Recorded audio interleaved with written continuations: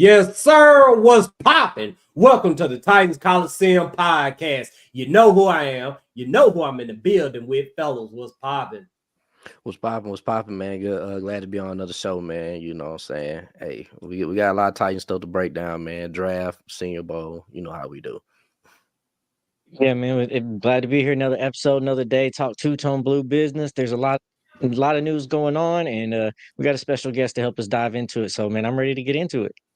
Yeah, for sure.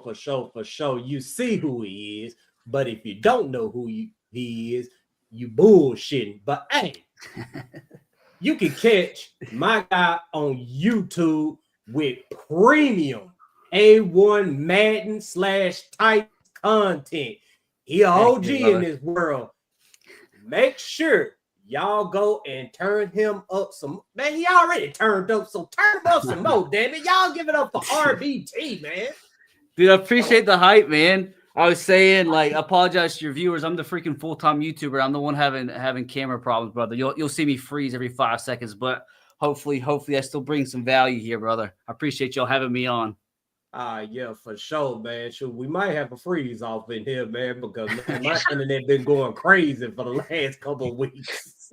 Here I am frozen again. Tag. See, we're just gonna play freeze tag all episode. It's gonna be all right. We're gonna have some fun with it.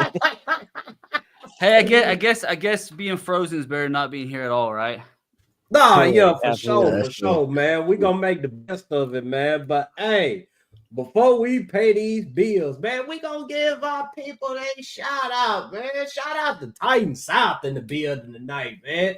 Julie, what's happening? Day one, Corey D, what's happening, my boy? Beverly, hey, how you doing? Hope you're having a blessed Friday night. D Majors, what's happening? Nasty, what's good? Stevie, what's happening?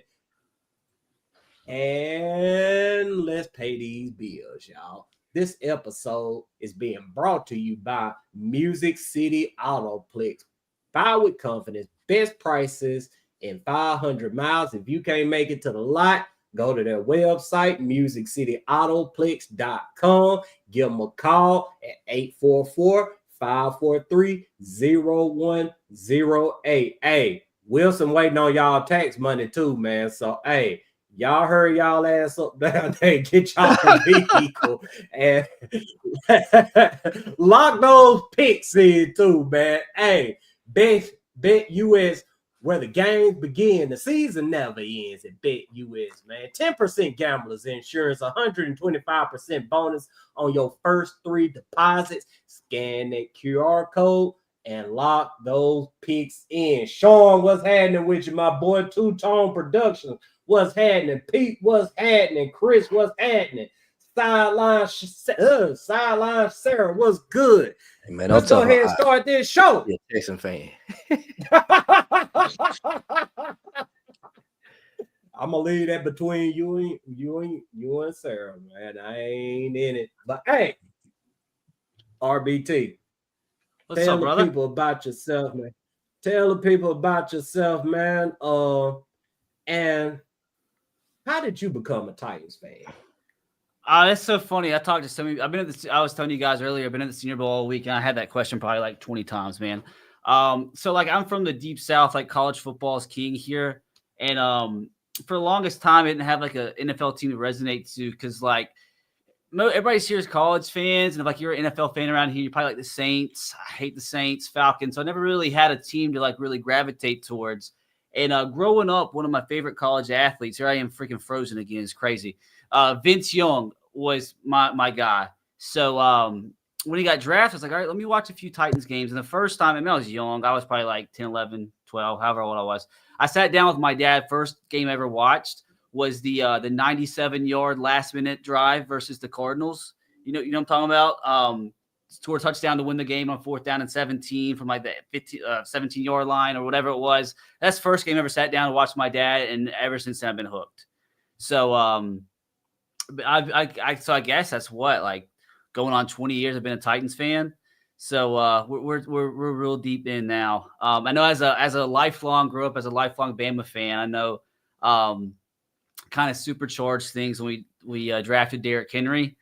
So I mean, it hurts my heart. He's like the last like player like I really watched like growing up in my childhood. So that did sting deep, to see him go. But he's out there doing his thing, man. We know he wanted to go. He wanted a different a change of scenery. But nah, man, it's about 20 years in, and it's Vince Young that really brought me in at first.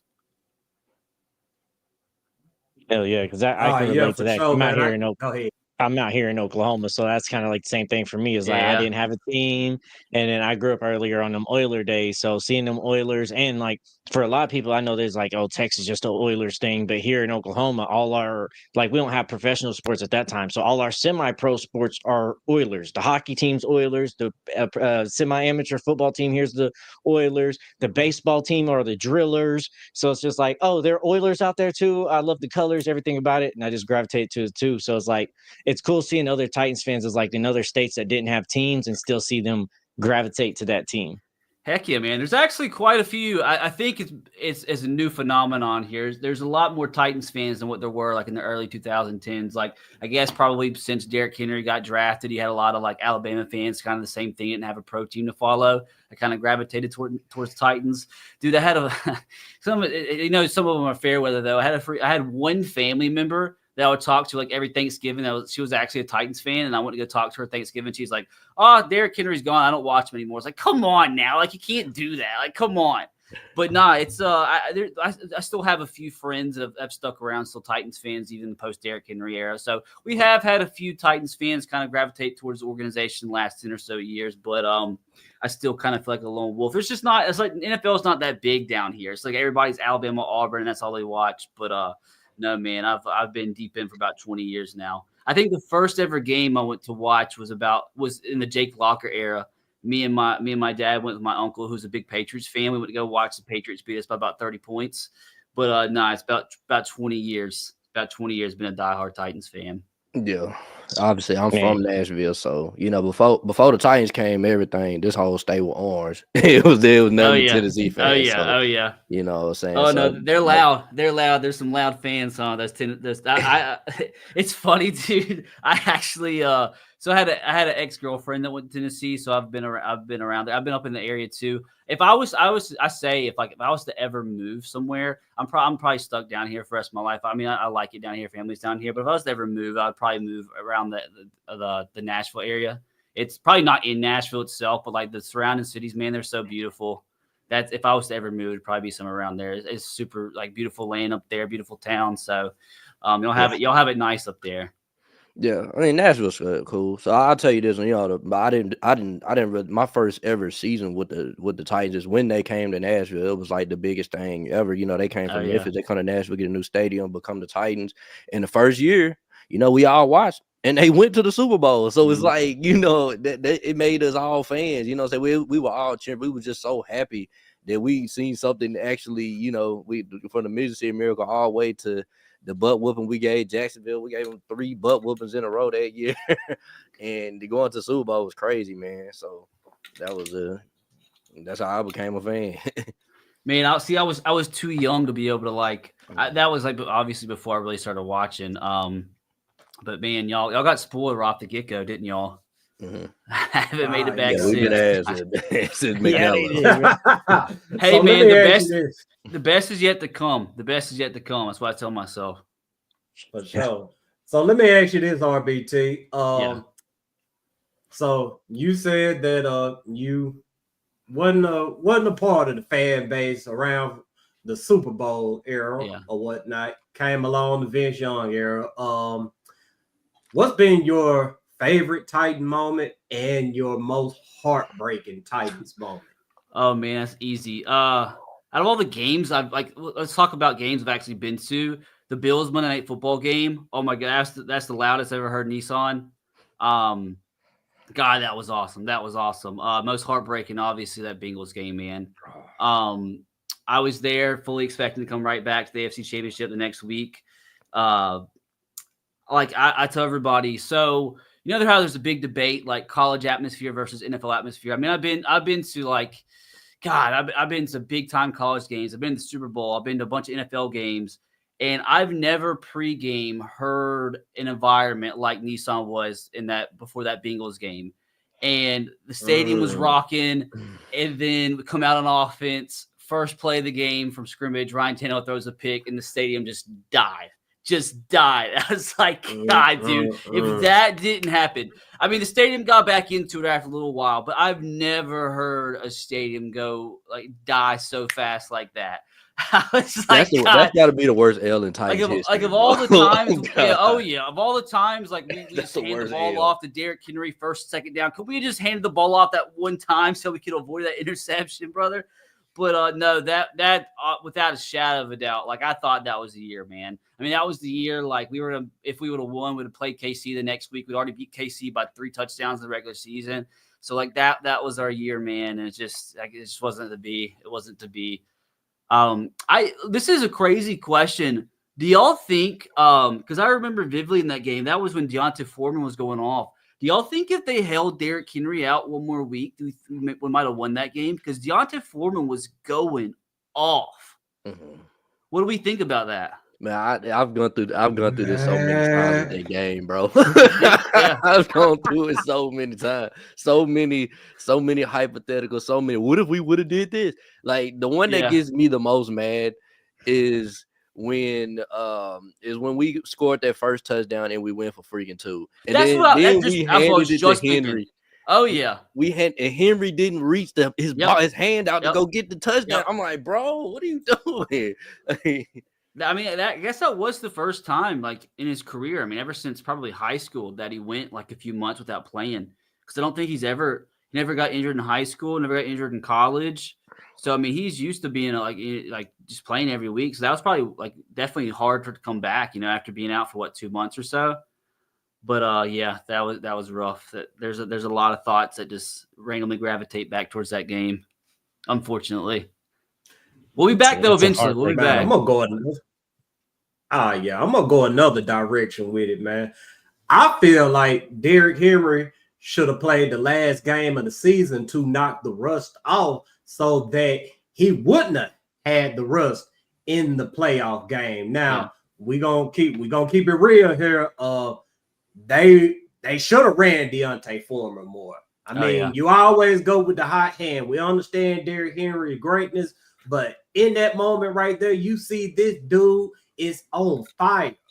Let him eat. And I don't know if Ty Down hasn't learned his lesson yet, but where's he? Is he still with the Jets? Nah, he's not. Not now with this new Aaron Glenn's their new guy, right? So I doubt he's there. Yeah, dude, I'll never forget too. I don't remember what part of the game it was in. Probably late second half, or early second half. I had to pee so bad, dude, during that game. So I went to the bathroom really fast. And I remember as I was walking down, like Deontay Foreman, huge run down to like the 15, 20-yard line. And I was fully expecting, when I came back for us to have points. And that was when Ryan Tannehill threw the interception. I think it was on a screen. Or was it a little quick out that he threw the pick Mike on? Hilton, so I still remember that. Yeah. Don't play call. Well, I fully expected to come back from the bathroom with points on the board, and I came back and I was like, how do the Bengals have the ball at the 50-yard line? What happened here? So that's another bad memory I have from that game. Guys, there's just like so many different things that could have happened, but like what can you do? Another one that made me mad too, man, when we tried to do that read option with Tannehill at the 4th and 1, and I think with the Tannehill keep it and get popped, bro. We didn't get it, bro. That's another one, man. Like it's just so much about that game, bro. I mean, that was one of the saddest L's I ever seen. And now that you bring up that 2-point conversion, if he made that if you reached to make that 2-point conversion, that field goal would have just ended the overtime, huh? Mm-hmm. God. It was funny is I had a buddy text me right before the game started, and he was telling me how I didn't know Evan McPherson was like that, and he texted me. He's like, "Hey, like I know you're at the game. It's just coincidence that I used to babysit Evan McPherson when I was like growing up or something." So I'm like, "Okay, that's." And then he goes off and it makes every gosh dang field goal. I text the guy immediately like, "Why'd you have to say that? Like that's just bad luck." Exactly. We got a super chat from our guy Sports-tacular. Make sure y'all go and hit that like button for RBT, man. Like I said, man, if you don't know who RBT is, you bullshit, man. This man got over 1 million followers on YouTube. He been doing this thing since he was a little boy, man. So RBT, with that being said, man, tell us how you got into Madden and how you got into the Titan/Madden content creating world. Dude, it's a long, boring story. I like you just said, man, I started YouTube when I was like freaking 10, 11 years old, just as like a hobby, as before you could even make money. And I did all kinds of different things, dude. Like I like pretended I was a sports reporter for a long time. Like I did like Call of Duty gaming videos. Like I went through a bunch of different phases. And I won't bore you with the long story, but I actually like quit doing YouTube for a while for like 6 or 7 years. Like I didn't get anywhere. Like I was at like 10,000 subs. I was getting no views. And I was in college at the time. I was like, man, this is just a waste of time. So I quit. And then after like 4 months of like not making content, like for the first time in my life, like I felt like something was missing. Like a part of me was missing. It's like, man, I got to give this one more shot, dude. So I came back to YouTube. Honestly, this is a funny story that nobody really knows. When I came back, I was fully like planning on being a FIFA YouTuber. That's like what I planned on doing, was like doing like FIFA stuff. And I did a few FIFA videos, and there was just like, I had dabbled in Madden a little bit before this. And after uploading a few FIFA videos, there was like this trend going on. Like everybody was like posting this like specific kind of video on Madden. Everybody's videos were doing good. I was like, let me try this, put my spin on it.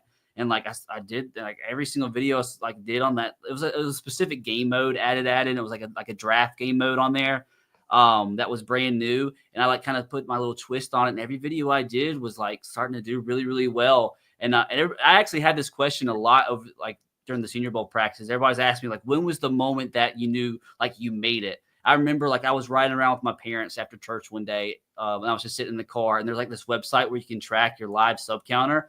And I was like looking, like keep in mind, this is like 7-8 years into this journey. I'm sitting here like looking, and like every like 2 seconds, I'm like gaining a subscriber, and I'm like, oh my god, dude! Like I was used to like getting like 2-3 subs a day.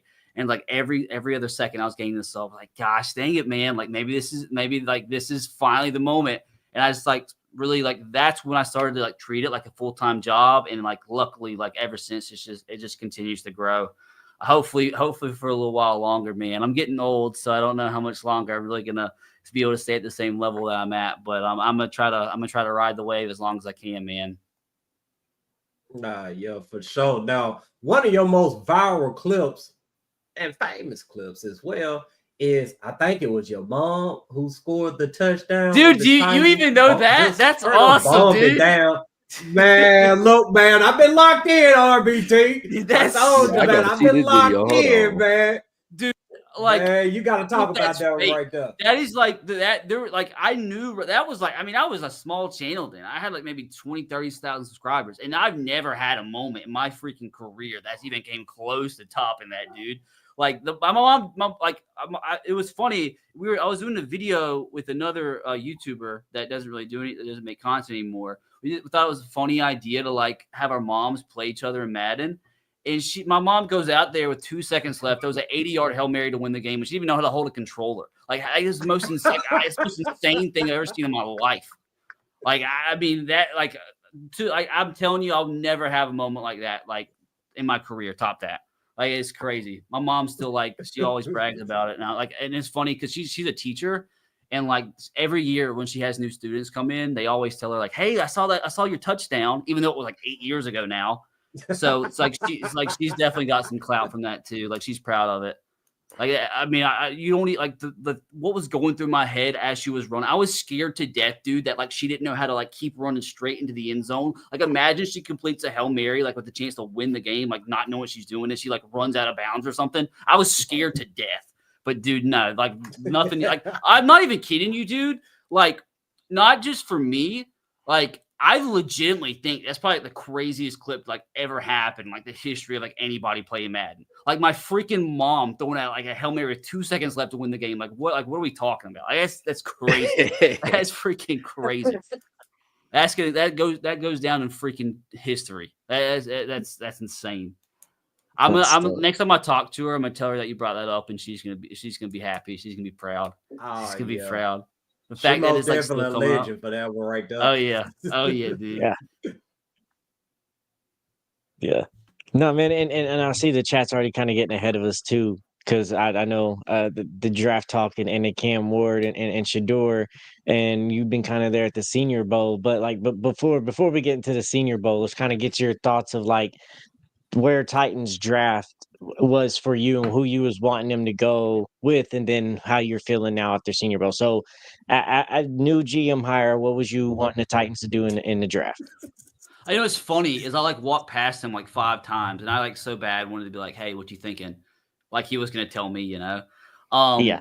So honestly, like, I mean, and I know there's a bunch of different ways, and you can't really be mad at what way they end up going because you can't really go wrong. But personally, I'm like, oh, I want Cam Ward, like without a shadow of a doubt in my mind. I'm a Cam Ward guy. I just think he has like his potential is just like. And it's like sacrilegious to like compare this, but like when you watch his like pocket movement, and like how he's able to extend plays, and like it's just not me like saying he's going to be as good as who I'm comparing him to, but like the way he's able to extend plays in the pocket reminds me of like watching Patrick Mahomes in college. Like it is that insane. Like yeah, I know his accuracy is a little off, but just like, and the thing that really gets me too is like. He has gotten better every single year he's been in college, and he has been in 3 different systems in the last 4 years, and he's not skipped a beat. He's gotten better every single year. So like imagine a guy like that has all the tools in the world that hasn't been able to sit in the same spot for multiple seasons. Imagine like you get a guy with that talent and you actually get to keep him in the same system for a couple of seasons. Like imagine like he can just actually focus on getting better instead of having to learn like a whole new language every year, like a whole new playbook. So that's kind of where I am at with Cam Ward. His arm is crazy. Like I know the accuracy is a little off and everything, but whose accuracy was off coming out of college too, a little guy named Patrick Mahomes. So I'm all aboard the Cam Ward train. Honestly, like if you were to ask me who I think the Titans are going to go, like as much as I want Cam Ward, I'm like split 50-50, like between Cam Ward and Abdul Carter. I know Abdul Carter is like the guy like a lot of Titans fan base wants, but thing is like as much as we need pass rush, like look at the Browns last year. They had Myles Garrett. Like, like I know pass rush is premium position, but like nothing is more important in all of sports than quarterback. So you see what Jaden Daniels was able to do to the Commanders. Like I think we all can admit like the Commanders around Jaden Daniels, like they aren't really like as talented as some of the other teams out there, but you see how important that quarterback position is and how it can change and elevate the team, around you. Not saying Cam Moore is going to be Jaden Daniels by any stretch of the imagination. I'm just saying, like, you have the number 1 pick, man. Like, the plan is to not have the number 1 pick the next few years. And to me personally, too, and I know things change every year. Like, obviously, like, you can't really project the quarterback class. But, like, I'm not, like, as big on these next few quarterback classes as a lot of people are. I know a lot of people's like tank for Arch Manning. The guy's like ran a few like read options up to this point. Like he could be the number 1 pick undoubtedly when he comes out, but like number 1, he's probably not even come out next year. So like, are you really wanting to wait like 2 years on a guy that like you don't even know for sure is going to be like the bona fide number 1 guy?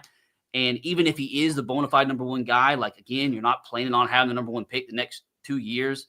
So like even if these next few quarterback classes are good, like are you even going to have your choice on who you want? So, like, I'm just thinking now you have the choice. You have the number 1 pick. Like, Cam Ward has potential. Like, I just think you take the shot on him, man. That's where I'm at. Hey, Firestone, yeah, you hear we that got part the super about chat. Jaden Daniels and the Washington Commanders? Yeah. Oh, yeah. No, me and him be going back and forth about that. So Bro, I'm not saying he can't be Jalen Daniels. I'm just saying it's highly unlikely for the Tennessee Titans to do in this offseason what the Commanders did last season, because it wasn't just adding Jaden Daniels. It was the 3 second-round picks. It was the 2 third-round picks that they had. It was the 4th and 5th, all those other picks, and then all those things, the coaching staff. So it's all those things. So they can come in here, but I'm just trying to tell Titans fans, like, no, we ain't going to no AFC Championship. Now, I 100% agree with you on that. Yes. But we are. If we get Cam Ward, I'm telling you this now. we gonna compete with them Texans, bro. I'm trying to come, bro. We gonna be right in the division race with them, bro. I'm telling they're not that good. We got another super chat from Sportacular. Appreciate you as always. War reminds me so much of McNair. And you want to know what's crazy, Sportacular? I was watching Karen Ward film the other day, and it really didn't hit me until I just locked in on it. And I said, that's something that Steve would have done right there. I see what people see when they say that Cam Ward reminds them of Steve McNair, because he's not, the fastest player.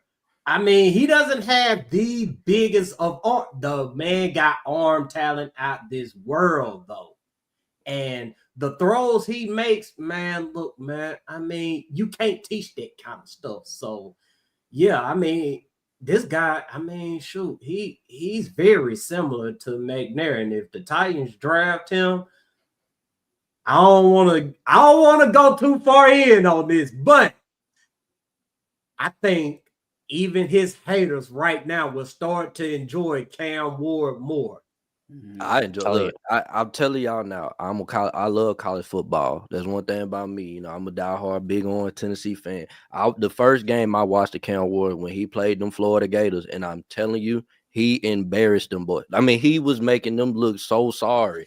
Like, it was just like watching, how you watch a great player and he's playing so great that everybody else on the field just look that he's playing against just did not look. They just look terrified, bro. They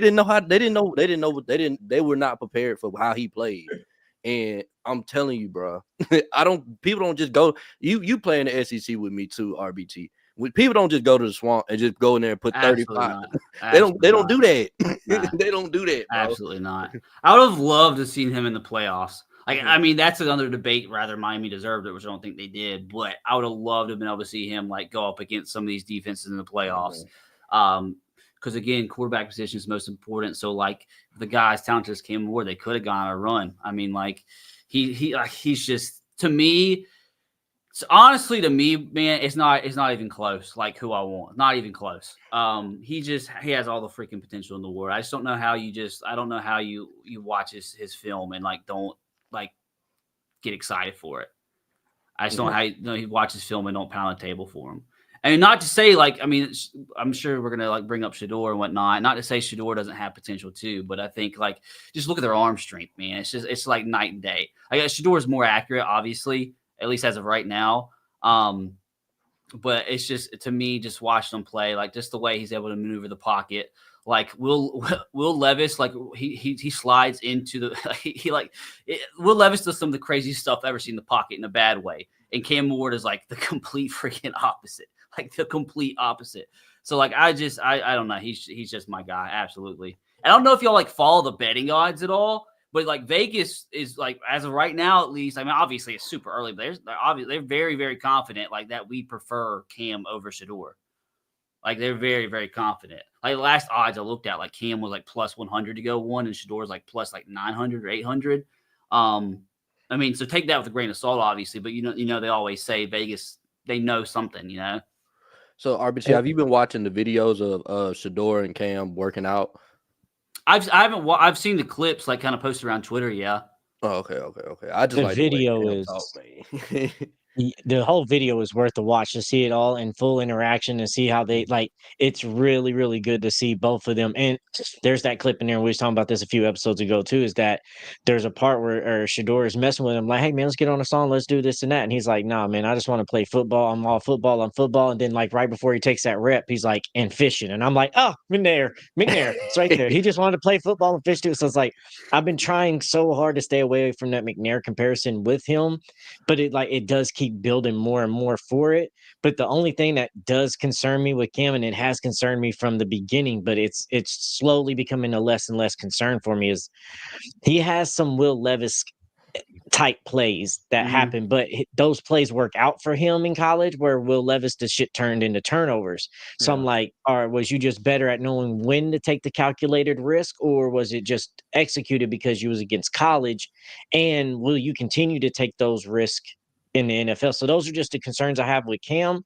So but overwhelmingly, he he checks every box for me that I want to see in a Titans QB moving forward. Yeah, part of that is legitimate concern, but at the same time, I feel like Titans fans just have I think they put a little bit too much stock into that because they just have so much PTSD from Will Levis just randomly decide to shovel the ball backwards. He's done some of the craziest stuff. I don't think I mean obviously it's a concern, but I think it's a little bit too that concern is a little bit too overhyped because everybody's just so scared of getting another Will Levis. But at the same time, he does do some sketchy stuff in college, but I wouldn't put me personally at least, I don't put as much stock into it as some people do because they're to me they're completely different quarterbacks. At least who do y'all think has a better arm? Because the question with Will Levis, he obviously has a very good arm, but there's obviously a lot more to that. Who do y'all think has a better arm between the two? Between Will Levis and Cam, I probably say Levis. You think? I think look, I say this though, and everybody keeps comparing Cam and Will Levis. I'm gonna keep it 100. I'm a Tennessee fan. I played him every year. I played Will Levis. He sucks. He sucked in college. We was on this channel for 3-4 months saying don't draft Levis. We was roasting him every episode to the point that and we drafted him. We was like, dang, bro, we was highly sick. We knew he sucked. You know what I'm saying? And I mean, he gave us a little bit of faith that first game against the Falcons. Yeah. But after that, we started to see the Levis that we saw in college, and we were like, nah. You know what I'm saying? See, the thing is, too, I remember back to the day that we drafted him. I wasn't even so mad at the fact that we picked him, just with the little draft capital that we've had, because we haven't had nearly as much draft capital as other teams. We've been trading picks left and right to acquire players. I was more mad at the fact that what did we trade a future third for him, to trade up to get him? That was what I was more frustrated because especially knowing we need draft capital here, and we wasted another third to trade up. So that was my biggest thing when we drafted him when we did. I was just because I understand the value when we drafted him. I was man, we just been dying to have more picks, and we just wasted another third, and I think it's safe to say it's not going to work out. Yo, I didn't like it. Firestone, we got a super chat that's dedicated straight to you, man. You got to take your flowers on this one, Firestone. Shout out to True Hype too, man. He another one that's always turning us up with the super chats. Yeah, no, he said, yeah, right. Commanders had 9 picks in that year, and everyone played, and 8 of the 9 hit very well. Because there's so many people that come up there oh, well, they didn't do nothing. Depth matters. Not everybody got to jump off the film tape like Jaden Daniels. But when the play comes your way, you got to make the play. And guess what majority of those draft picks did? When the play came their way, they made the play. Depth still matters in this game. That's why, you got to understand the full scope of things. It's not just one player or this and that. Depth. You can have a cool starting 5 in the NBA, but don't have a bench. See how that's going to get you when you have to do swaps and see how other teams start running you when they got depth. And that's the same thing with the NFL. And Ben said in here talking about arm strength and talent, the same thing. We don't know football. Bro, what are you talking about? This is why we roast you every time you jump in here because you don't be knowing nothing. Arm talent or talent and strength and arm talent's not the damn same. Bro, because, yes, Will Levis might have a stronger arm, but guess who got some more talent? Cam Ward does. He clearly has a way better arm talent. He's way more accurate. He's more precise with the thing. So to sit there and say arm strength and talent are the same thing, bro, get the hell out. No wonder y'all think CJ Stroud is about to be y'all's future over here with CJ Prescott. Get the fuck out of here. What the hell? Is this a Texans fan saying this? Yeah, is our honorary Titan. Yeah, man. Y'all couldn't beat Will Levis. Set the hell down. Residential. So what was funny though, RBT, is when we beat the Texans, bro, he went missing for about 3-4 weeks, bro. Let me tell you, I did not expect that game to happen at all. I was totally expecting to lose by 40-something points. Wasn't that was slap dab in the middle of after we got beat bad by the Lions, the Commanders, and we play the Texans right after that stretch. Yeah. I totally expected to lose by 20-30 points, and CJ Stroud had a really, really, really bad game. A really, really bad game. It took CJ Stroud's worst game I've ever seen with Will Levis's best game of the season for that to happen. But I was shocked at what I was seeing, dude. Man, I was totally guaranteed that last drive. I thought CJ Stroud's going on the field, win the game, and the man like runs out the back of the end zone. like what was going through his freaking head, bro? He had a case of the yips. Bro, that said been in here and Texas fans was in here all year talking, Will Levis ain't shit. He's trash. Y'all about to see. We about to dog walk y'all. Then they come out here and their QB looked more like Will Levis against Will Levis than Will Levis did. And it was hilarious. And then at the end of the year, we gave y'all a win and y'all still barely walked by and skated by with that one. Like don't be coming in here like y'all doing some shit. Dude, Texas, bro, said been in here and went MIA. I know. See, that's one thing I know, bro. That Cam Ward got that dog in him, bro. If the Texans come and play us and they on that bullshit like they been the past 2 times we done played them, bro, Cam Ward gonna beat them. I know he is. He gonna beat them, man. I already know. But yeah, I'm Cam Ward. Absolutely, I'm absolutely Cam Ward #1. I'm really scared they're not gonna take him. Like if I was sitting here, like, what does my brain say? I don't think they're gonna take him, but like. I'm 50-50 on it. I'm 50-50. But who I want is Cam Ward, absolutely. I'll tell you, we've heard rumblings, and can't tell you how true the rumblings are, but we've heard rumblings that Brinker likes Cam. Like, let me tell you, real big fan of Cam. I talked to there were like one of the cool things about going to the Senior Bowl is there's like so much media there, like so many people that have all these connections. I talked to like probably 20 different people within the media, and like I don't think I talked to one person that said they didn't think they were going Cam. Not one single person said they didn't think they were going to go Cam. And everybody I talked to also said they thought that the Titans should go Cam. So it's like it's a general consistency, consistency around the media. I know I've seen like who was it, Daniel Jeremiah that had us going Abdul Carter #1. So like that kind of worries me a little bit because Daniel Jeremiah is pretty decent when it comes to at least mocking like the top few picks. But I mean it's still early, and like I said, everybody I talked to said they're at least as of right now pretty confident they have Cam going 1. And I think I also heard that. I mean I saw this on Twitter. That was the same thing at the Shrine Bowl. Was like the general consensus around like the scouts and whatnot. There was like if the draft happened today, they thought they were going to go Cam. But again, a lot of stuff can change. But that's what I've been hearing. I think it was at least like 13, 14 different people I talked to that said the same thing about Cam. So we'll see how true that ends up being. I also heard it was kind of crazy. I also heard the day before the Justin Tucker news came out. Somebody told me about that like the day before. And I was like, there's no way that's true. And lo and behold, like, yeah, I was shocked. But that's just basically to say that there were some people there that have a little bit in the know. So we'll see how true it is. I hope it is true. I hope they are going Cam 1. I'm gonna go to this comment right here. They said that he said Cam gonna have to ask Warren Moon for his number. Y'all think Warren Moon will give? I think Warren Moon will give it to him because he never really. No, Warren Moon didn't play for the actual Titans. You feel me? I mean, I know he played for this franchise, but like he didn't play for the Titans. Right. So like he said he would give AJ Brown his number if he would have asked. But you know, that would be dope. I wouldn't mind having a quarterback #1 though. Yeah. Oh, yeah, bro. I don't know. It would look weird, but it would. But the only thing for me is if we did that, at what point would people probably talk about letting McNair's number come back and letting somebody wear it? Like It's a little different. I get, but this is different with Warren Moon being alive, and that's what we would have to argue there because like he's alive and giving him the permission. But it would look nice, bro. I don't know. That would be weird. For somebody, it didn't like McNair. He means so much to Nashville. Like, no offense to Warren Moon, he's a legend, but he's a Houston legend. You know what I'm saying? He means a lot to Houston, and it means a lot to our franchise. But like, he don't mean a lot to Nashville. Like, we never got to see him play. Yeah. We got to, most of us, you know what I'm saying, that were allowed to watch McNair and seen the beginning of McNair to the end. You feel me? Like, I don't think that's gonna happen. You know what I'm saying? But he can call Warren Moon. I'm sure Warren Moon be like, look, man, I didn't play for the Titans. Y'all, you can have that number, Yeah.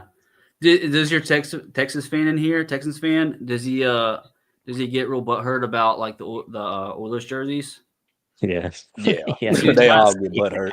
I cannot stand that. Like that. Man, look, man, we acknowledging the Texan too much. I don't mean to cut you off, RBT, but even though he our residential Titans hater, we don't give him too much acknowledgement. Dude, like, did they not know we were the Tennessee Oilers for like what 3 years? Like, yeah, they don't. Don't do it. You're going down the rabbit hole. They sit there and tell us we've never worn that as Tennessee Titans. Did you forget what the baby blue or the light blue was of the two-tone blue? Like, but yeah, Marco, you're right. We're giving them because I was an Oilers fan. Exactly, I was all those years. So yeah, they aggravate me to a whole different extreme than just the Titans fans that became Titans fans then. Because I look at them as Benedict Arnolds. Y'all turned your back on this team, and now you're crying about you can't wave the colors of the flag now. Shut the fuck up and sit over there on your Texan side. You turn the back on the Oilers. Benedict Arnolds can stay the fuck over there and let us be over here. They need to keep that tradition going, man. Don't ever stop wearing them Oilers uniforms against the Texans, man, because that means a lot. Because there's a lot of, like I said, man, you talk to anybody that live in Houston, but there's a lot of Titan fans in Houston. People don't get it twisted, bro. There's still a big, huge fan base of people that watch the Oilers all the way up to and they follow the Titans out here. You know what I'm saying? Would y'all like if we went to the uniforms like those colors all year? Like not have like the Oilers like branding. I love them Oilers uniforms. So do I. I would love blue? that. Yes. Yeah, I would love that. We need to go to that color scheme. Yeah, keep that as our main uniform, but just like change it to Titans. I would love that. I would freaking love that. Yeah, that would make them even more mad. So. Yes. JJ Watt would be tweeting every Sunday crying. Bro. So RBT, you were down there. Go ahead, 5-star. No, go ahead. You're good. Go ahead. No. I was just gonna say RBT. So you was down there at the Senior Pro practices this week. Just give us your thoughts. Is there anybody down there that really stood out to you? And is there anybody down there who done played themselves out of a high draft pick? Ooh, played themselves out. It's kind of tough to say. There was nobody that was like terrible that I think that like dropped their stock that much. I know the ones that helped their stock the most was probably Mike Green, the defensive end. Like that's why he left after second today. Jaden Higgins from Iowa State receiver had a really good week. Elijah Aurora, the tight end from Miami, was like I really didn't know anything about him going into that. He was making splash plays left and right. He's probably the one that actually might have helped his draft stock the most because I hadn't heard about him aside from maybe being like a late day 2 guy. And there's rumblings now that like somebody might take him like late first round. How true that is, I don't know. But that's just to tell you how good of a week he had. All the quarterbacks sucked. All the quarterbacks, no quarterbacks were good really. As an Alabama fan, like I kind of expected what I saw from Jalen Milroe. Was very he's the weirdest like player I've ever watched in my life, man. Because like when that guy is like on his A game, like he looks like a bona fide like number 1 pick. But the problem is that's like 10% of the time. Like if he's like number 1 pick worthy or like XFL. Like I've never seen such in my life. Like it's crazy. He's the most like he's college wise like.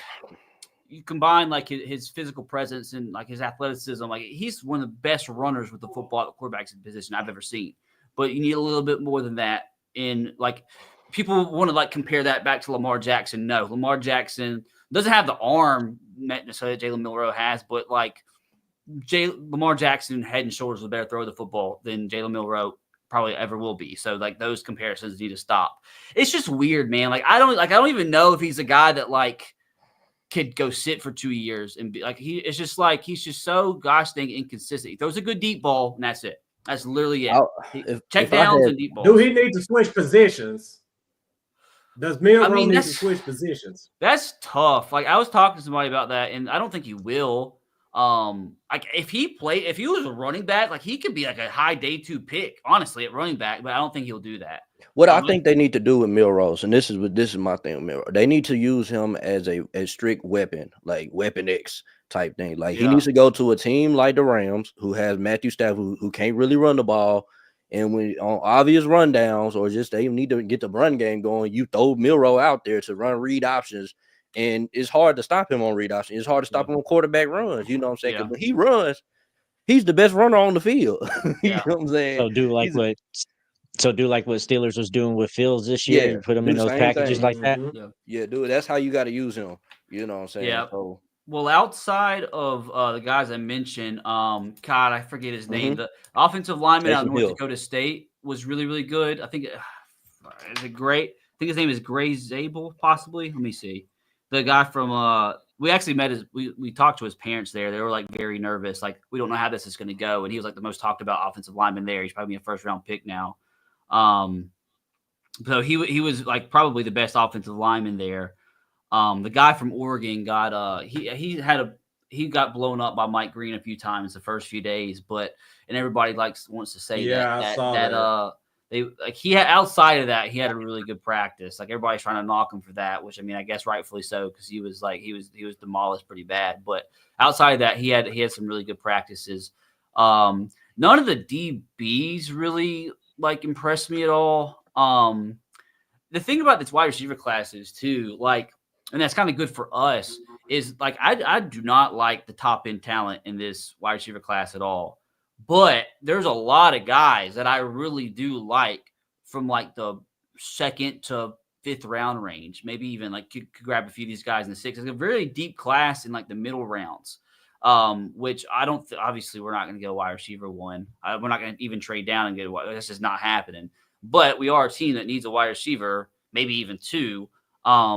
And like, I mean, I could definitely see us taking one of those guys. Like, I mean, a few of them are going to fall because there's just so many of them.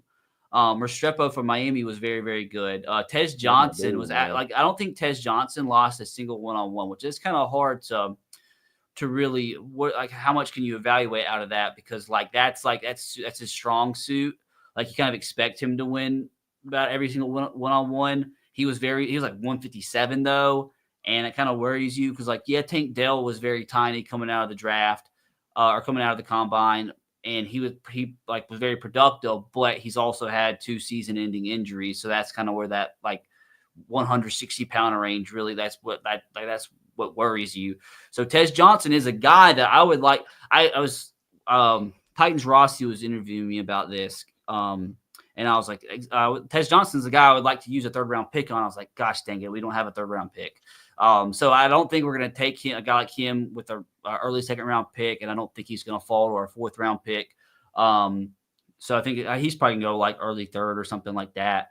What do you think about somebody like Isaiah Bond? Isaiah Bond, see, he really disappointed me this season because, as an Alabama fan, at Alabama though, man. Yeah, he was very good, and then, I don't know. He's a guy I could see kind of climb up the boards, kind of like Xavier Worthy did. He's not going to be as fast as Worthy was, but he's going to have very similar traits that I feel like a team could fall in love with him. I don't think he goes round 1. I could see him going very early round 2. Maybe even the Titans could take him round 2. But I was a little disappointed with his production this season, especially coming over from Alabama. I was very disappointed as a Bama fan that he left. He probably wishes he stayed. Well, I don't know with Milroe throwing the football. But no, he's a guy I wouldn't mind the Titans taking a 2nd-round pick on him. We need receiver. That's who I like. Who Corey did just put. I like Matthew Golden, man. I've been watching Texas, man, and I'm telling you, dude, Matthew Golden, man, he sticks out. He's flown up the boards. He'll go before Isaiah Bond, definitely, absolutely. Yeah. Thing is though, with kind of what is kind of being projected and who I think is going to be available there at our pick in the 2nd round versus our needs, I honestly think the best bet for us with who will be available at that point, I think we probably need to go pass rush there if we don't go Carter 1st round. There's going to be guys like Landon Jackson from Arkansas is probably going to be there. One of the Ohio State ends are probably going to be there. There's a few defensive ends that I'm very, very excited about that were very productive in college. I'm not even gonna pretend. I like those 2 Texas A&M guys. Yeah, they're solid. The only thing that worries me is their lack of production in college. But at the end of the day, that's not the be all in all. There's the defensive end out of Boston College, very, very solid. Had a good Senior Bowl too. Practice. He very productive. I think he had 15 sacks last year. Also, there's a guy out of Virginia Tech. Who also very productive. Really like him. I don't know if he's a 2nd-round pick. He's more like a tweener. He's not the greatest, and he's just a pure pass rusher. Not the greatest in run defense or anything like that. But I like him. This is very, very deep defensive, like pass rush. So like, I feel like there's a few guys that I want that are going to be taken late first round, mid first round that I thought would fall, but at the same time, there's so many of them that I feel like, what do we have? Third pick in the second round? All right. Y'all feeling Mike Green at 33? 33. No, Mike Green is he's gonna be taking top 15. That dude is ridiculous. Yeah, that's the consensus going out the Senior Bowl. Is he's like, so a lot of people were saying he could go to Saints at 10 or 9. Saints have 9 or 10. A lot of people are having him go to the Saints. But what I'm seeing is where everybody ain't saying, man, my boy James Pierce, man, he might make the second round. I don't think so. I don't think so. I would love, absolutely James Pierce love. Dog, and then the Tennessee fans can stop complaining, saying like the Titans aren't taking Tennessee players. But he's going to be taking top 15. I think he's too good. He's too good. He's going to be taking top. I would freaking be over the moon to have him in the second round, but I don't think it's going to happen. It's more likely like one of the DNs from Ohio State's going to be there. I like Jack from Boston College. JTT. Jack Sawyer, bro. I love Jack Sawyer, bro. He on defensive ends in the first round, man. I mean, it's just so many of them out there, and then just at every other position, it seems like it's a big drop off in talent. That's why I believe there's going to be a run on those edge rushers. Oh yeah, and that's why I'm all the way out on Abdul Carter. He's like the last of the other four, the main four that everybody wants. I say either go to Cam Ward-Shedeur or Travis Hunter and go edge rusher, and the edge rusher would be last, and Abdul Carter be last on my list, just simply because that edge rusher. This is probably one of the best edge rushing classes we done seen, man, from top to bottom. And I just feel like you can. I ain't gonna say you're not getting an Abdul Carter in second round, but you can find quality. Edge rush play.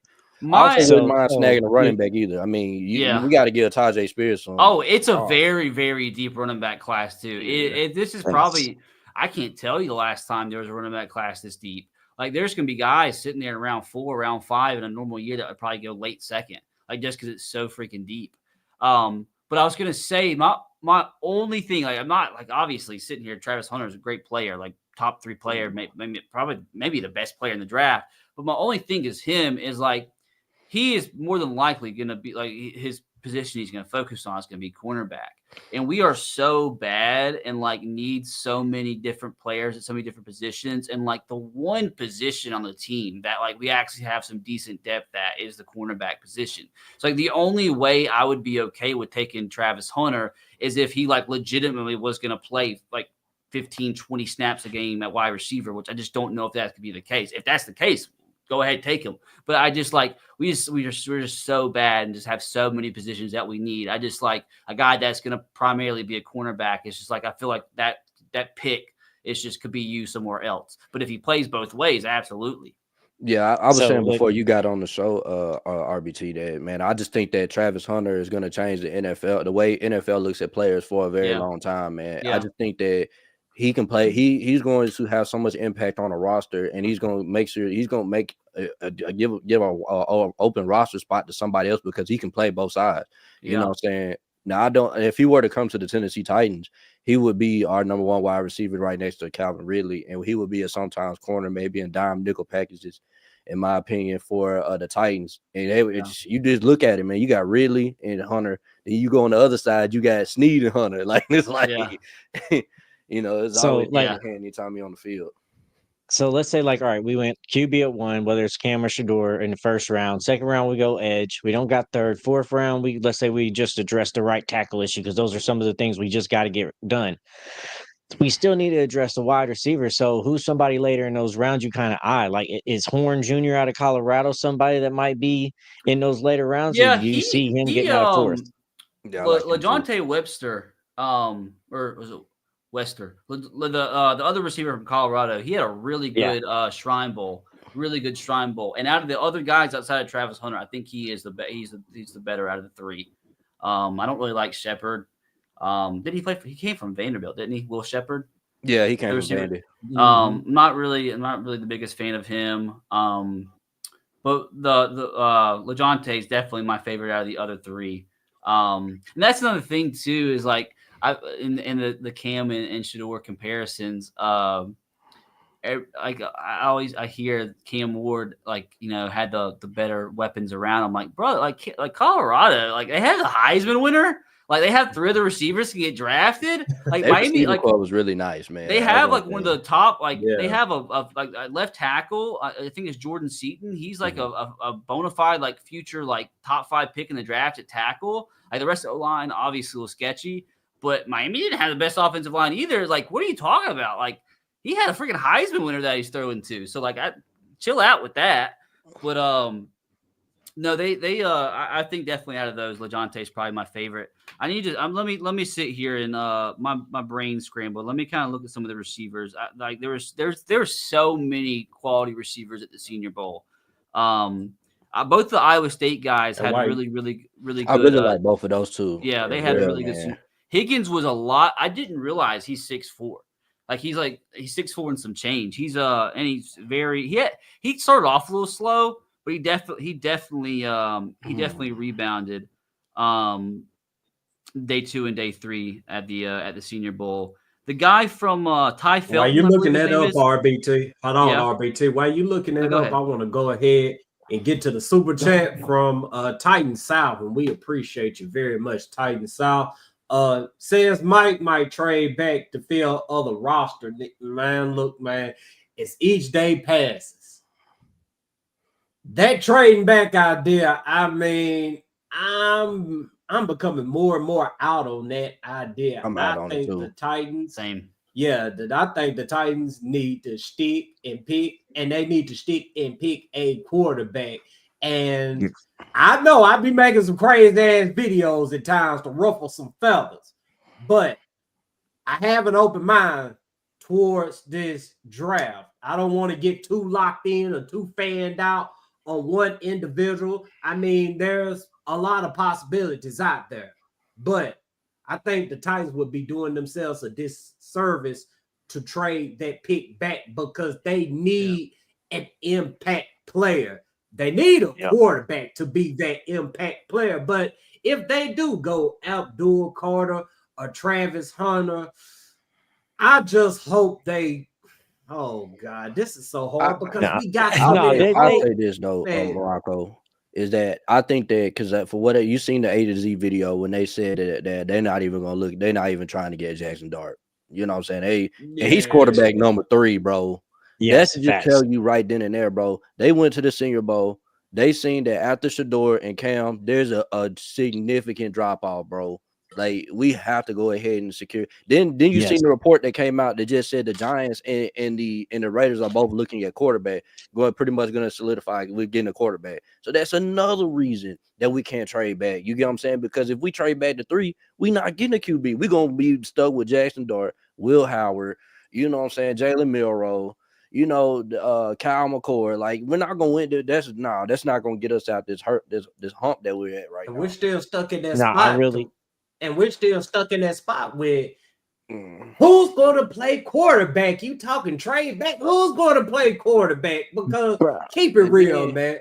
Who honestly is out here lobbying for those free agent quarterbacks that's going to be available? I know damn well I'm not trying to pay Sam Darnold $30-40 million or whatever. I was just about to say that. I was just about to say that. Thing, like that, people telling me Justin Fields, people telling me, you know what I'm saying, Derek Carr and this, that, and the other as our starter. And I'm like, bro, I say Cam Ward and Shador are playing on the same level as Justin Fields, bro. And you don't have to pay them $10, $20 to $20 million to get them. You can get them for $5 million, $3 million. How much is a quarterback first is the number 1 pick even get paid on a yearly basis? Like we're on a rookie deal too. Yeah. Go ahead. I'll just say, like, we go get the QB in the first round. Where we trade back is the second round. That's where the trade back position is, not in the first round. You can stay there, second round, then we can trade back and maybe get us a 3rd round pick. That's where our window is going to be the best for us to get some draft capital because we got to go get QB at 1. So they paid Caleb Williams $39 million for 4 years. That is a cheap ass contract on, cheap ass rookie contract. that we could use for the quarterback market as well. You know what I'm saying? So with that contract, we can put everything we can around Cam Ward or Shador to try to get to a Super Bowl. You get what I'm saying? Once you draft him, we got 4 years to get to the Super Bowl. You get what I'm saying? Build a roster, get to the Super Bowl until we have to pay him. And then it gets harder after that. Like, he has to be an elite quarterback when we pay him to get us there. You see what I'm saying? Do you think if we take Cam or Shador, what do you think happens with Levis? Like, do you think somebody trades for him? And if they do trade for him, what do you think we could get? A 7th at least. I mean, they got a 7th for Mac Jones, and you know what I'm saying? So at least a 7th rounder for somebody that has the guy that they think is their backup. It has to be like a Viking situation last year where we draft JJ, but we need a guy just in case something doesn't go on that could probably maybe be something that might or might not be. I don't think you trade for Will Levis if you need a guy. I think you trade for Will Levis if you want to have a QB battle next year and kind of light a fire under the starter you have already on the roster. Well, the team I was thinking of potentially is the Raiders. If Shador or Cam go before them, and if they don't trade, or they don't sign a quarterback, which I don't know how much cap space they have, or they could draft one in the later rounds. But that's the first team that came to my mind is a team like that. I think they badly want Shador, but I don't think it's going to happen because I think if we go Cam 1. Shador's probably can go 3 to the Giants. So that's a team I could see. Like, I mean, if a team like that was like really wanting a guy like Will Levis, because if they don't sign anybody who do they have? Aiden O'Connell and Gardner Minshew was only on a 1-year deal, I think. We're thinking a 2-year deal.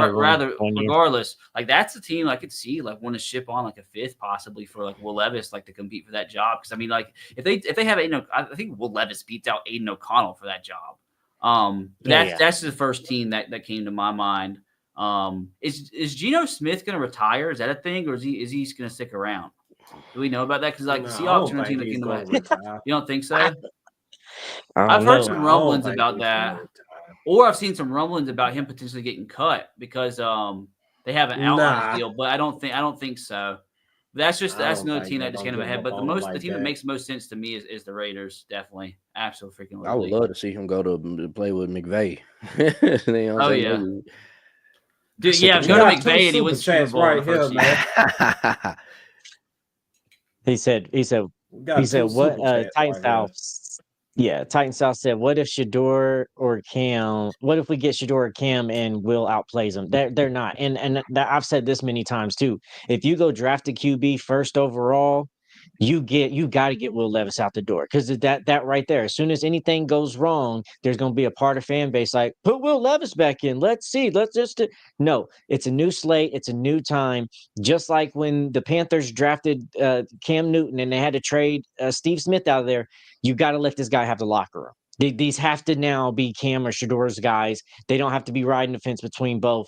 Get Will Levis out, get one of those guys in, and then get a veteran as a backup. Don't even bring in another young guy. Bring in a veteran as a backup that can teach this guy how to be the leader in that room and not be the leader, but can be the mentor to him out there side. Like, what should I do here? Like, if you did this way or, if you did this, it would amplify the team some more. So you got to get Will Levis completely out of there because you can't have any lingering. That's like still living with your ex and moving your new girlfriend in. It's just not going to work. Dude, if they they draft Cam Ward and they trade Will Levis to say the Raiders, and the Raiders he goes and just balls out for the Raiders and takes them to like a wild card spot, I'm becoming a rugby fan. Like after watching this do that, like trade Malik Willis and he comes in and he becomes freaking Steve McNair. Like, yeah, that was bad. Fan. I ain't gonna lie. I'm a freak. I'm going to watch rugby. Like, I think the bad juju ends, bro. Once we get Cam Ward, bro. I think the bad juju ends. The people come back and getting their revenge on the Titans, bro. You know what I'm saying? Who I want first, bro, is Mike Vrabel, bro. Bring your ass on, bro. That's the first guy I want. I can't wait to. That's going to be an early game in the season, man. Yeah, I can't wait to pop them, bro. How bad would that's going to be a? How bad would the vibes be though if he comes and they win by like 3 touchdowns? That would be like that will be rock bottom. Boy, Firestone gonna be on this bitch getting so motherfucking jiggy. Bro, I'm sitting out that episode, bro. I ain't even finna hear the Firestone. Yeah, I just hate it too. I just hate it too. Like everybody's like, oh, he's a Vrabel fan over everything else, and it's not even necessarily a fan. It's just I saw what Vrabel had and what he could be, and all those things as well, and what we actually gave him. Like we don't give a lot of coaches fair chances. It ain't just Vrabel. There's other coaches we've had in the times as Tennessee Titans. We just ain't gave them fair chances. I mean, we had Nate Washington on the show, and he even talked about, how Bud back in the days would call down and contradict Jeff Fisher and say, hey, I know you had this guy practicing all week, but we want this guy playing. So, like, we're not the team that always does well by our head coaches. So I just figure after everything we've done, we dropped that ball there in that situation. I am not going to be happy that day, but I am going to sit there and say, look, we knew that this was going to come, and I was trying to let y'all know, like, we're talking some shit, but Vrabel has proven so far to be a better coach than Callahan, at least so far. And when we go up against Vrabel and then Callahan, who's still figuring it out, I expect Vrabel to do everything in his coaching power to exploit every single weakness in their game plan. That's just what he does. So we better come with our top A game that game, or else Vrabel's going to take care of that shit. I'm sorry. We got some more super chat to get to. We can't do we this. can stop talking about Vrabel on the thing. I'm fine with it. I ain't even the one that be bringing them up all the time. God. It's Man, y'all. Y'all just love me talking about Vrabel. Y'all trying to take me out. Man, I love the chat, man, but I got to put that on Neil.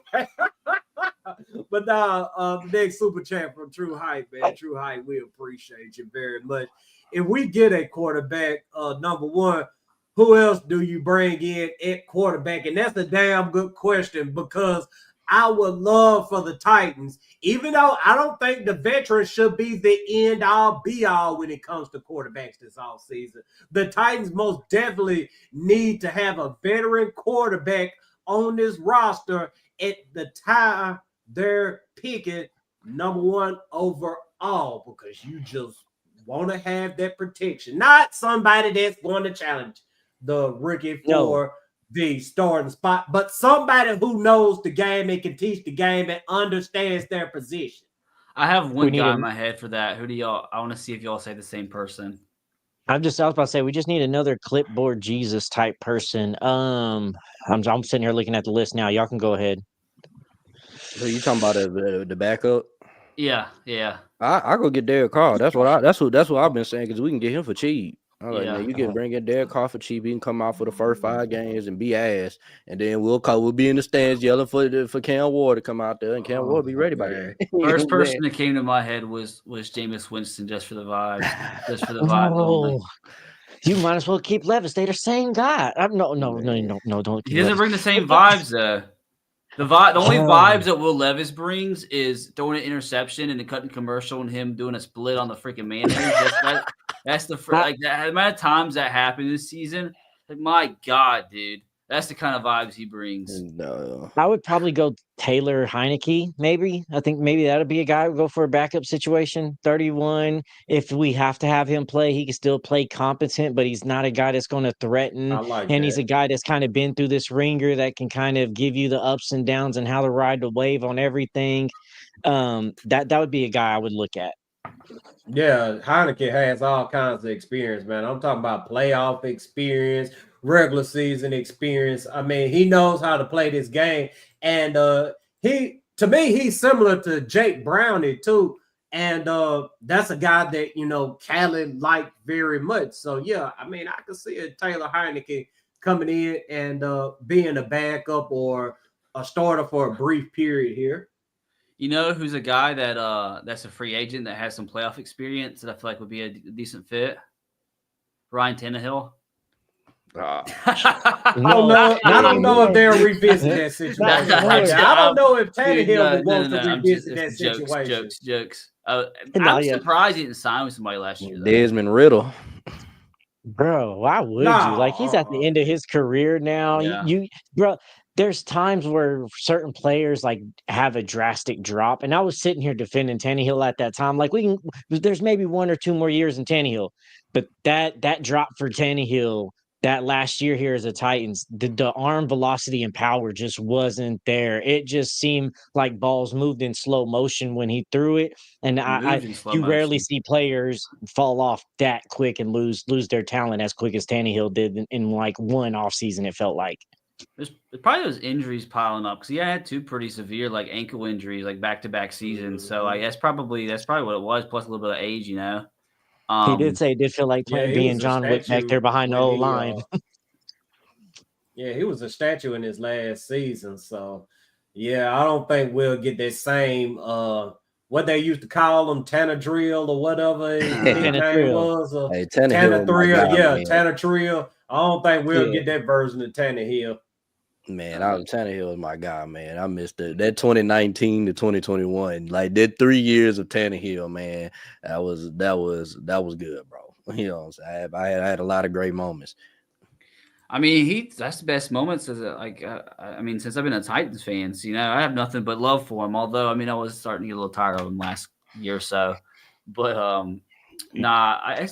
mean, I saw a report last year from like Schefter that was like he was waiting for the right opportunity, but like if I was on the beach with $50-60 million in my bank account, too, do you think I'm gonna go try to play football? Absolutely not.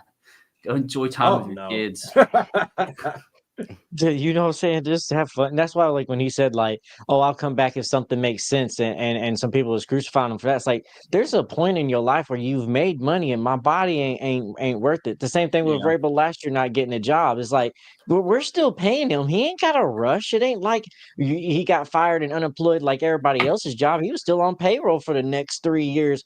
Why the hell would I rush? I'm gonna take a year off too. A paid vacation for a whole year? Yeah, I'll take that. Hell yeah. He said Tannehill need to be in the booth. Nah, man, Tannehill is a boy. If you ever listen to Tannehill talk, bro, it is the most boring shit in the world. Yeah, he's an NPC. Nah, Tannehill ain't much of a talker, man. He ain't got no personality. Like, I'm gonna let y'all know now who I don't like in the booth right now. I don't like Tom Brady, bro. I think he's very boring, bro. He doesn't have a good personality, bro. I don't think he's a good commentator. You know who I thought, like, I was shocked that I'd like was their personality was so bland.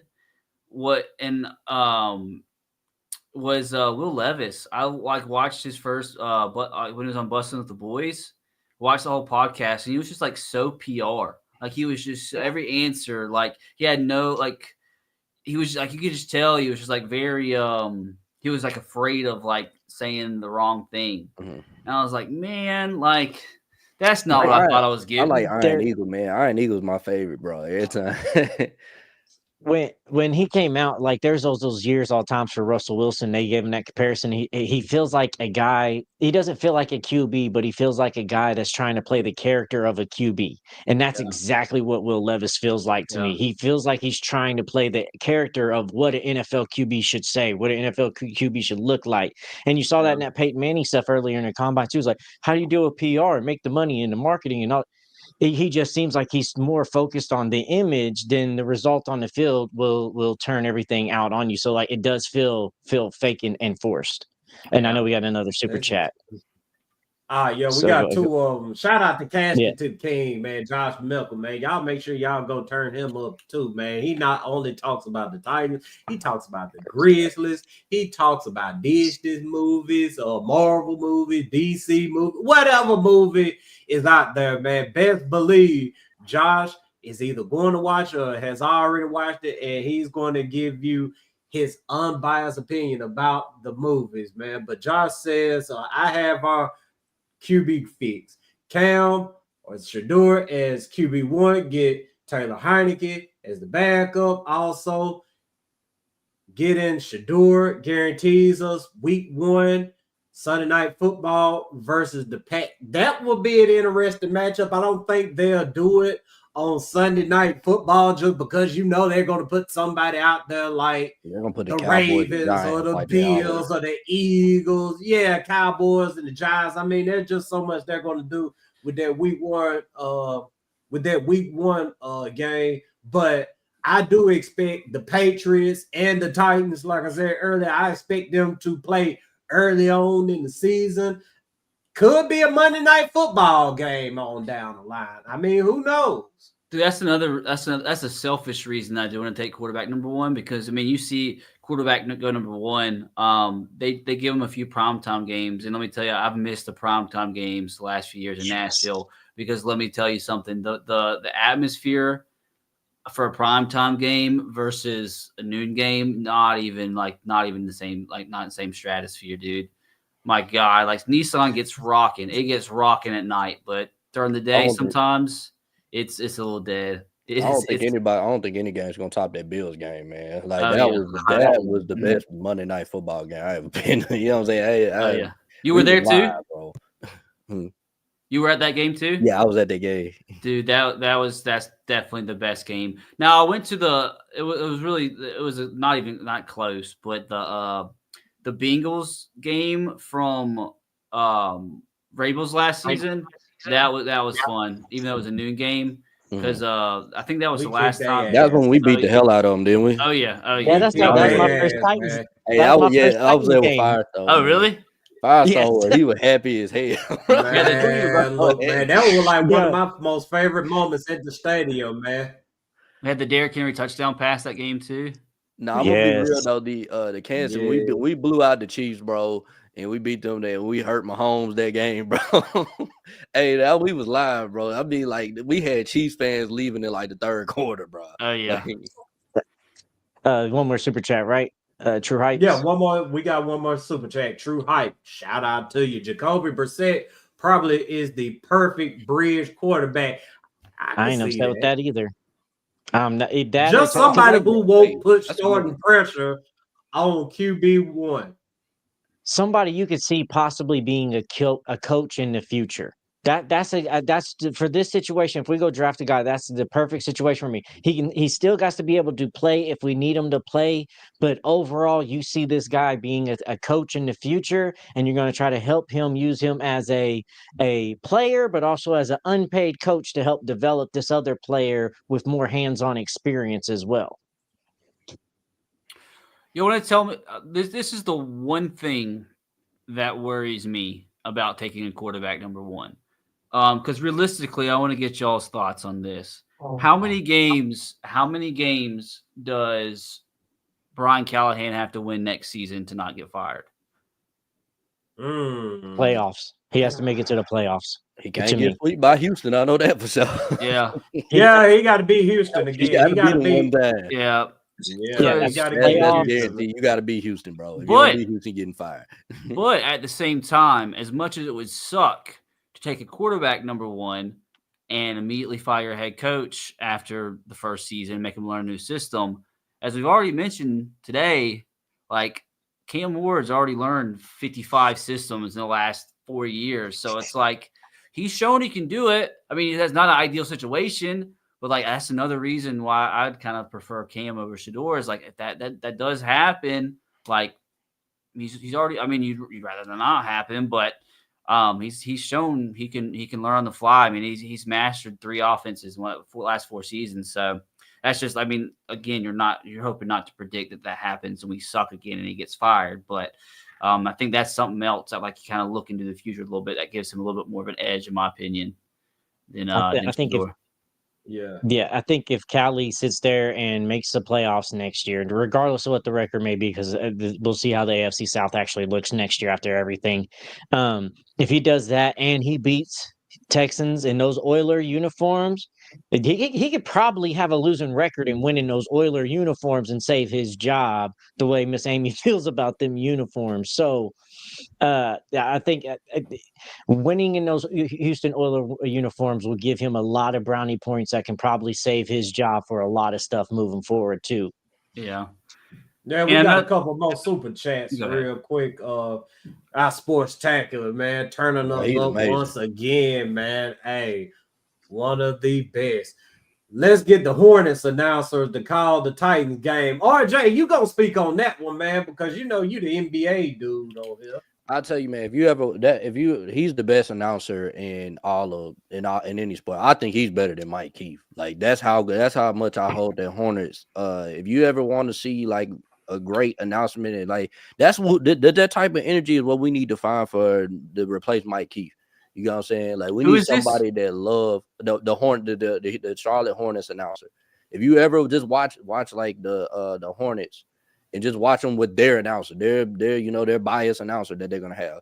You know what I'm saying? With their own announcer, man, I'm telling you, he is the best in any sport. he had me hyped. And I ain't a Hornets fan at all. You know what I'm saying? So I say this: we need to find that same particular like emotion and love for the Tennessee Titans. We need to find that in the with the replacement of Mike Keith. That was just a dagger, wasn't it, dude? Like, the thing is though, I already knew he was coming. So we like I said, I'm locked in with the Vols, man. I even told people whenever Bob Kessler stepped down and I started hearing rumors about Mike Keith, and I got a source that told me that Mike Keith was going to take that job. And I was like, I was telling our type, I said, bro, we about to lose Mike Keith. Y'all know that, right? This, that, and the other. And then a couple months later, went by, he takes the job, and I was like, yeah, they probably had to do all the pen and needle and stuff, man. But he was gonna take that job. Yeah. You know I'm glad I got to meet him last year at the Super Bowl. I'm glad I got to shake his hand when I did, because I'm never gonna get that opportunity again because he's gone. But it was sad because I saw him last year at the Senior Bowl, and this year I forget what's her name that does the interviews? God, I can't remember her name. Wells. Yeah, she was there, but I'm used to seeing her around Mike, so it wasn't the same. Yeah, I saw Mike Keith at Starbucks one day, man. I was driving. I said, is that Mike Keith? And I rolled the window down. I said, Sam! He laughed. It was like the middle of Franklin. It was hilarious. Dude, so all right, so what, the Titan South is next on Super Chat, Marco? Yeah, Titan South. Yeah, Titan South. Shout out to Titan South too, man. Turning us up, man. They turning up in the Super Chats tonight, man. You know they are, bro. We got another one. We may have to throw y'all a barbecue or something, man. Get I would say get Firestone on here, but y'all been throwing too many jokes at Firestone about the Braver shit, man. Firestone may throw some special ingredients in the barbecue, so we gonna keep Firestone away. But that boy, Jay, you went dark up over there. What the hell? But anyway, you said Drabble too many times and he cut out. That's scary in here, y'all. Cam can't wear number one. What number would he rock? That's a good question. Firestone, what you think Cam will rock if he can't rock number one? I think he'll probably ask Moon for it, but if not, from how it sounded in those interviews with him and Shador, I don't think he cares. I think he'll probably, if I can't have one, he might ask Warren for it. But if not, he probably will come in there and be like, hey, just give me the first available single-digit number and I'll be all right. Like, it might just be that situation because he didn't seem to really care. He's like, he was like, I walked in Miami and they just gave me one. I didn't ask for it, nothing like that. So I don't think it really matters to him, but I don't know. It's weird to see him. It's going to be weird to see him something outside of one. Hey, the number 8 is banned from Titans quarterbacks from please, please, thank you. Yeah, no more. Get them 8, motherfuckers to the running back or something.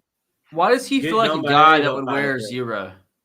He feels like a guy that would wear 0. I was gonna say that, but Calvin Ridley has it. And that's right.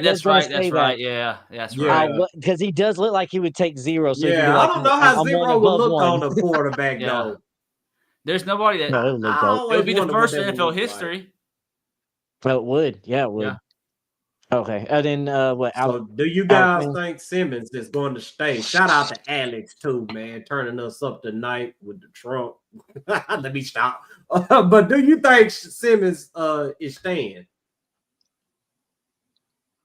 I think so. I mean, like, has he lived up to his contract? Probably not.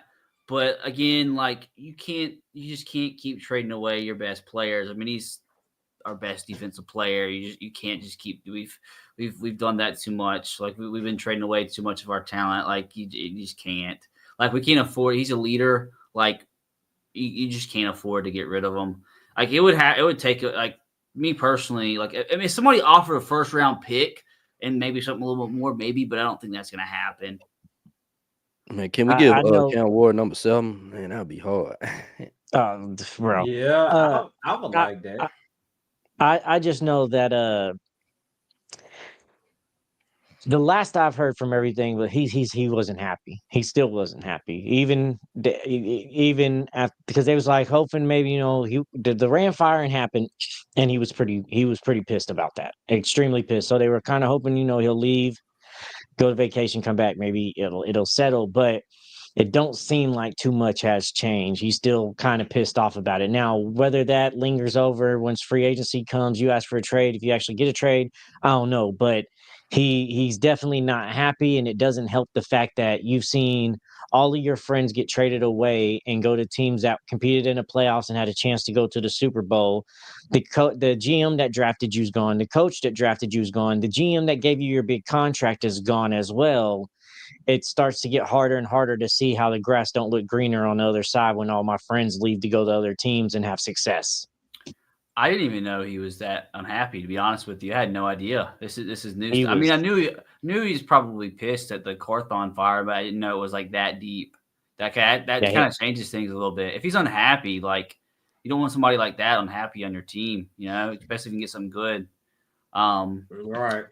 Which I like. Oh, this is probably fighting words here, but I mean, like, there's been so many situations that, like, I just think about where, like, he's made some big mistakes in some pretty big moments the last few years. I remember in the Jets game this past year, like, it's the first thing that comes to my head because I was at the game. Like, we needed a huge stop. It was like a third down, like 19, Aaron Rodgers incomplete pass and blatant pass, like roughing the passer.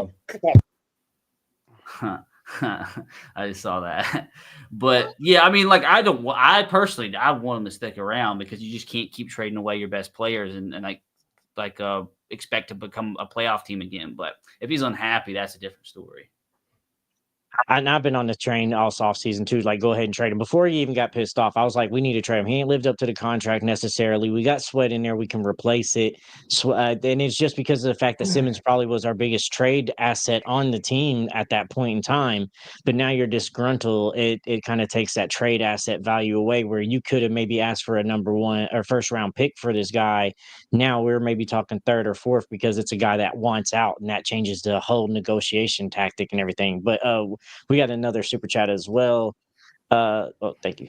From Stevie BOE Gordy TV. He said, my man Gonzo is going to draft Cam Ward because he likes Pat Mahomes. He stands firm on making him sit for a year, so he'll be ready. So do you think if we draft him, he will sit a year? Like, they had Alex Smith that year, so they had that leisure of letting Mahomes sit. We don't have that leisure. So are you just going to draft a bridge guy to start 1 year? I would much rather you let him just start this year and spend money on actually building around him rather than spend money on a QB that needs to start this year because you're going to pay higher for that. Well, I would much rather start building Chad a team. Chad Brinker and Gonzo both, you know what I'm saying? But Gonzo, they both came from a franchise that sit quarterbacks, you know what I'm saying? Give them time. So, you know what I'm saying? I wouldn't be surprised if it happened. No, and I'm with you, but they both had those opportunities though. They had veterans. We don't have that. That would have been nice if you would have done that the second year before we fired Vrabel with Tannehill and actually got a guy that was worth. Then we could have done that. But now we're going to have to spend if that's the situation. Then yeah, okay, we go draft Ward. Then we're going to go get Derek Carr and pay him 20 something million a year to play 5 games that year. No, I would just much rather spend that money on players. We're already hurting and cap and paying players that ain't been here or didn't perform the way we needed to. Just build it. Let's rip the Band-Aid off. It's going to be a slow rebuild. It's going to take some time, but let's just start building up slowly but surely and let these guys develop over time. Take the 3 or 4 years to put this team together properly. Nah, I agree, man. Y'all ready to wrap this show up for the night, man? It's been one entertainment ass. It's been one entertaining ass. How long do y'all normally go for? I'll chat, man. Man, we usually go for an hour, but sometimes, we get carried away, man. We start enjoying ourselves, so it can go an hour and a half, 2 hours. What's our longest show we've done, 5 Stars, RJ? 3.5 hours. It was 3 hours and 40 minutes. Yeah, we've had a really long show. That was back in our early shows. I think personally, I did like a 14-hour stream one time, dude. I felt like death then. I was when the oh my god, dude! It was when the the college game came out this last year. I streamed from like the time it dropped at like 3:00 to like maybe like 3 or 4 in the morning. Dude, I was seeing colors by the end of that. I was so tired. I can see how you got locked in on that, man. That's probably yeah. one of the best games that EA has put out in a very, very, very long time. I mean, I'm still locked in on that game as if it came out in July. I mean, I'm they need to locked Road in to on Glory, it. I don't man. think about no other football game but that. Road to Glory is it could be way better, bro. Bro, especially from a QB position too. Oh, bro, I didn't even make it a season on there. I cut it off. I was like, fuck it, I'm just gonna run to You gotta college. make a I'm dynasty 5-star. mode. Like if you don't make a 5-star, it ain't gonna be fun, bro. And then like I tried to make a Jeremiah Smith, bro. Oh, and he played. It was weird because he played for Michigan. And like, man, my receiver, bro, I catch 2 30-yard passes, and my coach take me out. Like I'm like, bro, how you gonna take me out the game?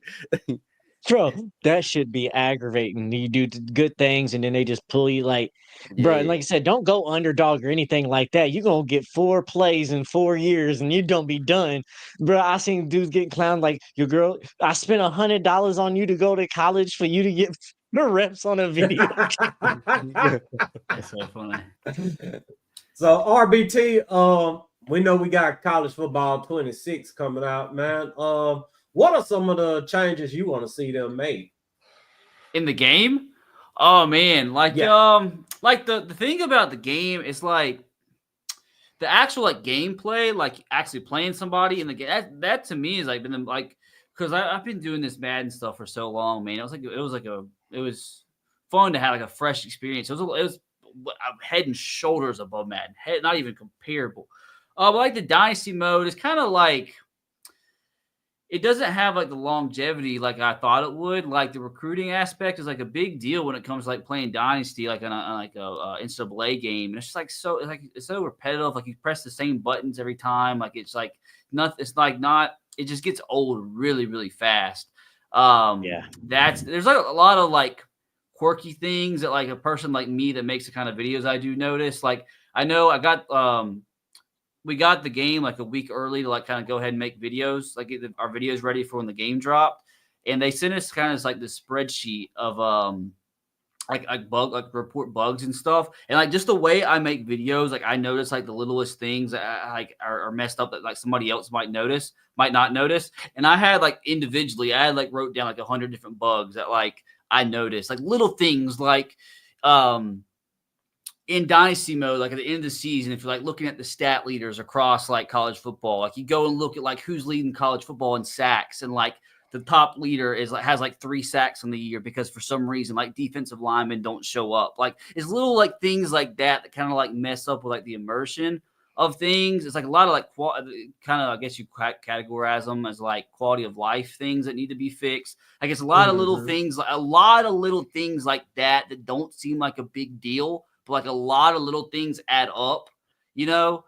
And then like the transfer portals, all kinds of messed up. Like, for example, like to be fair, like college is like the only game, like video game I've like played like the last few months. Like, it's funny because like me doing what I do for a living, like if I don't have to be in front of the computer, like I don't want to be. So like I don't actually like play games as often as you think like a gaming like YouTuber would. But the one game I have played is college. And I've played like Dynasty, like online Dynasty with some friends. And like it doesn't make any sense that like I'm like I've won the national championship 2 seasons in a row, and like the number one player interested in me in the transfer portal is like a 3-star from like Western Kentucky. It's like that's all that transfer portal is all kinds of jacked up to where like just like you don't have hardly anybody interested in you, and that kind of ruins things. So like it's just like a lot of little things that just like have to be fixed, you know, that kind of like affect the whole game mode. But in terms of like comparing it to Madden, it's like head and shoulders above Madden.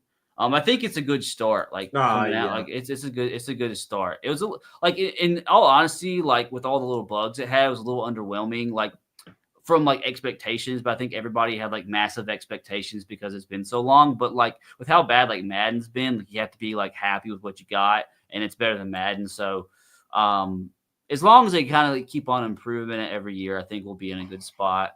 The only the most frustrating thing to me about it is like I have like a bunch of friends that have like different like a bunch of my like like close in real life friends. We all had like different consoles and stuff, and we were all excited to like play a Dynasty together. And it's not like cross platform. Like you can't like play a Dynasty with like if I have an Xbox, like I can't play a Dynasty with like a guy that has PlayStation. So that kind of ruined a lot because like we couldn't like play together like we wanted to. So if like I had only one thing that I could say I wanted added from one year to the next, it'd be like be able to play online Dynasty with like buddies that have different consoles. I think online Dynasty is saving Dynasty mode, honestly, because I could see how it gets redundant if you're there playing by yourself because you just play the game and then you go recruiting. I mean, there's nothing special about recruiting. I mean, all you're doing is just sitting there pressing buttons, hard sell, soft sell, and this and that. I mean, it's just, no excitement in it. Whereas when you're doing it online, when you're doing it with friends or whatever, I mean, you get to interact with other people. I mean, you're there competing for those recruits. And then with me especially, I know this been the case with a lot of other people as well. You start to develop a relationship with them damn recruits, man. Yeah. How you spend all that time clicking those buttons trying to get them. Yeah. I know this happened with you quite a bit too, RBT. Yeah. The thing is too, it's funny. Like I didn't actually make like nearly as many videos on the game as I thought I would. I did the first few weeks I uploaded a lot, but like as I got like a month into it, like the actual like for me to make a video like I'm happy, like proud of, like the experience, like the recording experience, like in like a Dynasty mode, like it was just not an enjoyable experience, like to make a video, like because like say I wanted to like start with a small program and try to build them up to the top, like it's just wasn't like it. The whole video is just like me clicking soft sell, hard sell, like text, like DM the recruit, and that just doesn't to me make for like a fun like watch. So I just ended up like not hardly even posting it that much, just because I just like the whole process, like and that aspect I actually enjoyed, like actually recording Madden more than I did college, but I enjoyed playing college more.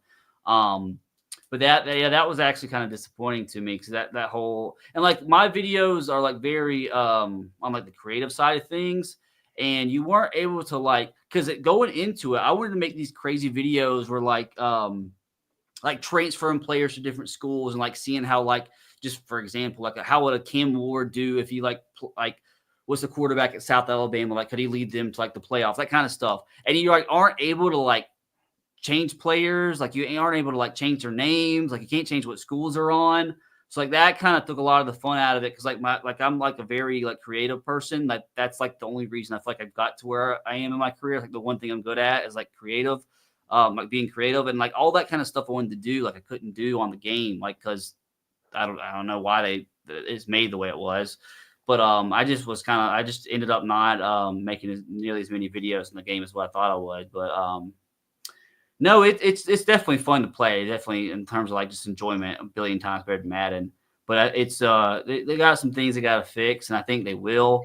But it's definitely a good start. Definitely a good start. Oh yeah, most definitely. We got one more super chat, and then we're gonna go ahead and get up out of here, man. Y'all see how we can go into doing 2 and 3 hour shows, man, because I mean we love chopping it up with everybody that comes on here. We love interacting with the chat. I mean, it's just an enjoyable experience. What other guests have y'all had on the show, like in the community, like in the Titans like online community? Pretty much everybody. Man, we damn near everybody. We got a couple more that we need to get to, that we're going to most definitely get to. Times haven't matched up or whatnot, but I mean, we didn't damn near had everybody. Yeah, I got you. I don't want to start naming off people, because we'll be here another 10, 15 minutes, and then I don't want to skip over anybody too, but we gonna most definitely have some more guests on here from the community. Yeah, because we try to stay in the community, build up the community, and help shine people too. Go ahead. Yeah. So Titans South, appreciate you very much. We got New Orleans at home for the extra game. No, I would not mind playing New Orleans. They ain't got they're like a mediocre team right now. Bro, we said this before. Don't fall for the same traps. We said this We said this Vrabel's last year. Remember, we walked in there with Tannehill and everybody. We gonna beat the Saints, and we didn't. You know what I'm saying? So, I don't know. I don't have faith in this team until they prove to me that they have faith. So, all right, cool. We might go play the Saints, but I don't care if we go face the Giants in this season. I'm still not going to have faith that we can beat the Giants because too much last year. This team showed me that they know better how to lose a game than they know how to win a game. I was at that game. It was depressing. The Saints game in New Orleans. Horrible. Yeah, I brought my parents to their first ever NFL game, and I was like, I could have saved the money, man. That was my first road game ever going to, and my God, I mean, I got heckled like hell by Saints fans. I didn't come in there saying anything, talking hella shit, even though it was a crowd of Titans fans. They were playing Nipsey Hussle. What's the song they were playing by Nipsey? Grinding All My Life. Yeah, they were playing that right there. And then that thing, you know, I see a crowd of Titans fans walking up, booing the Saints fans or whatever. And then when the game was over with, I got heckled like hell by Saints fans. I said, man, all we can do is go give it back to the Chargers. And we definitely gave it back to the Chargers that next week. But we're going to go ahead and wrap this show up for the night. RBT, this has been one dope-ass episode. It's been everything that I thought it was going to be, everything I knew it was going to be, man. Tell the people where they can find you at, and if you got anything special planned for the future. No, man, it's simple. On my socials is Samuel Brown RBT. On YouTube, you can just type in RBT, I pop up. You know, it's the only thing I can really think of, man, is like, and I've never like said this publicly, is I don't know how many years I have left in me, like doing the Madden stuff, like at the same level I'm doing. Like I hope like 3 or 4 years, maybe max. But like my the most like logical pivot I have to do is kind of like get into like the like real life, like, you know, NFL talk kind of stuff. So I'm probably going to start incorporating that like a little bit more into like my stuff, you know, like I do some little things like every year. Like I'll do simple things like, you know, my NFL predictions for the season, like NFL playoff predictions. And like this last year, I'm like very happy with like how they performed, you know, like I did like a simple like NFL playoff prediction video and I got like 400,000 views and like I didn't expect that, you know? So like knowing that kind of stuff can do well for me. It's like, I'll probably start like incorporating a little bit more like IRL, like NFL talk kind of stuff, you know, on this channel. Cause I enjoy it, you know? I just don't know if I'm gonna be able to be like, I'm going to be able to like, you know, do this till I'm 40 and make a 40-year-old, you know, 45-year-old making gaming videos, you know? Maybe you never know. Trust me. You think? I mean, look back. I could do I ain't 40 yet, but I'm close. What's that? I ain't 40 yet, but I'm close to it.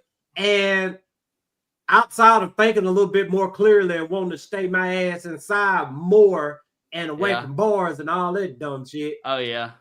I still got love for video games. I still got love for wrestling. I mean, I still got love for everything I had love for as a kid, as a teenager, as a young adult. So trust me, when you get to that point, unless you level up, you gonna still want to do, and even if you level up, you gonna still want to do that content because it's something that you love. And just like you was telling us before the show started, I mean, you were about to quit, but you came back to it.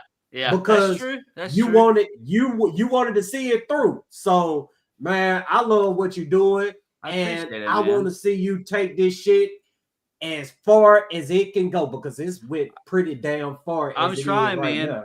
Like they say, you don't stop being a kid because you get old. You get old because you stop being a kid. So, I mean, I'm gonna keep doing it as long as I can, man. It's not even like me so much. I just get worried, like once I start getting gray, like are the people still gonna like, you know, they still gonna like watching, you know. Yes, because they're going to see an old man whoop young kids. I'm already starting to get. I got some grays in there already, man. I got some grays in there already. Welcome to the club. When they see an older man and some grays beating on these younger 20-year-old kids that's supposed to be good at this, they're like, "Oh, how you gonna get your ass kicked by this older man, bro? It's gonna be just fine."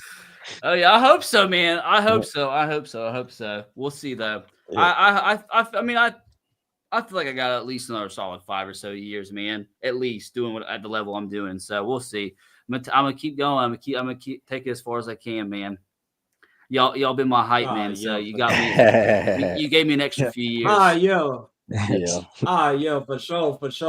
Let's go ahead and wrap this thing up, man. This episode has been brought to you by Music City Autoplex, man. If you're gonna go give your tax money to somebody for a vehicle, go give it to Wilson, because he's not gonna give you no bullshit vehicle. He's gonna give you a vehicle you gonna want to try to keep for a lifetime. You know how that goes with vehicles, though. But go holler at Wilson and let him put you in a new vehicle, man. Buy with confidence. Best prices in 500 miles. If you can't make it to the lot, go to musiccityAutoplex.com. Give them a call at 844-543-0108 and get those picks in, especially those Super Bowl picks. Last game of the year, man. So, I mean, either go big or go home. 10% gamblers insurance, 125% bonus on your first 3 deposits.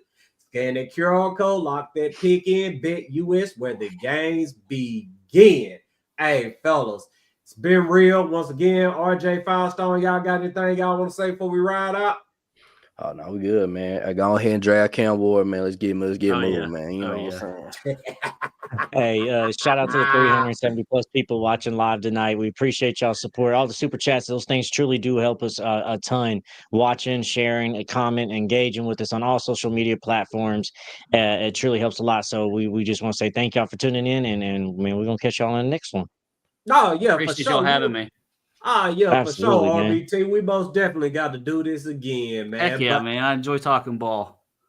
Yes. For sure. Damn, you mean I missed the show? Dion, man, you can never miss the show, man. Y'all make sure y'all like, share, subscribe. Go back and watch our episodes, man. You can catch us on all digital streaming platforms, man. So you'll never miss our show, but you missed us live. So hey, we gotta go. Hey, y'all make sure to enjoy y'all weekend, man. And to my wrestling fans out there, man, make sure y'all watch the Royal Rumble this weekend, man. It's gonna be a damn good one. I guarantee you it is, man. And tie the fuck up.